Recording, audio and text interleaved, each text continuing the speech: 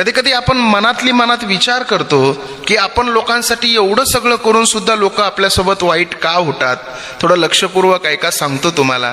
काय झालं बघा, एका ओढ्याच्या काठाला एक विंचू होता. विंचवाला तो ओढा पार करायचा होता, परंतु पाण्याचा वेग जास्त असल्यामुळं त्याला ओढा पार करता आला नाही. त्याच ओढ्याच्या बाजूला एक बेडक बसलेला होता. त्या बेडक्याला या विंचवानं सांगितलं, अरे दादा, मला या ओढ्यापासून पलीकडे जायचंय, परंतु मला जाता येत नाही. एक काम करशील का, मला या ओढ्याच्या पलीकडे जाण्यासाठी मदत करशील का. त्यावेळेस बेडक काय म्हणाला माहितीये, बेडक म्हणाला, अरे विंचवा, मी तुला या ओढ्याच्या पलीकडे जाण्यासाठी नक्की मदत केली असती, परंतु तुझा स्वभाव आहे डंक मारण्याचा. तू मला डंक मारलोस तर मी मरून जाईल. त्यावेळेस विंचू म्हणायला लागला, अरे बेडका, मी कसा तुला डंक मारल. ओढ्याच्या पलीकडे जात असताना मी जर तुला मध्येच डंक मारला तर तू बुडशील, पण तुझ्यासोबत मला सुद्धा मरावं लागेल ना, त्याच्यामुळे मी तुला डंक मारणार नाही. बेडकानं विचार केला, विंचू बोलतोय ते अत्यंत बरोबर आहे, आपण याची मदत केली पाहिजे.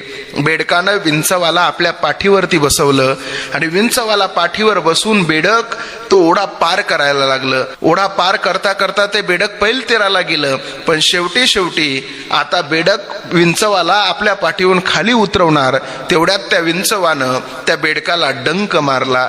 बेडक मृत्यूच्या यातना भोगायला लागलं. शेवटी मृत्यूच्या यातना भोगत असताना त्या बेडक त्या विंचवाला म्हणायला लागलं, का रे विंचवा, मी तर तुझी मदत केली आणि तू मदत करत असताना म्हणला सुद्धा होता मी का तुला डंक मारू, आणि शेवटी मला तू का डंक मारलास. त्यावेळेस विंचू म्हणला, अरे बेडका, माझा स्वभावच आहे डंक मारण्याचा आणि तो कधी काही केल्या बदलत नाही. अर्थात आपल्या जीवनामध्ये आपण लोकांसाठी कितीही चांगलं कार्य करा, पण ती माणसं आपल्याला नावं ठेवल्याशिवाय राहत नाहीत. आपण एखाद्याचे 100 कामं चांगले करा आणि एक कामासाठी आपल्याकडून टाळाटाळ होऊ द्या, त्या 100 कामावरती पाणी फिरल्याशिवाय राहत नाही. म्हणून डंक मारणाऱ्या माणसांपासून नेहमी सावध राहा.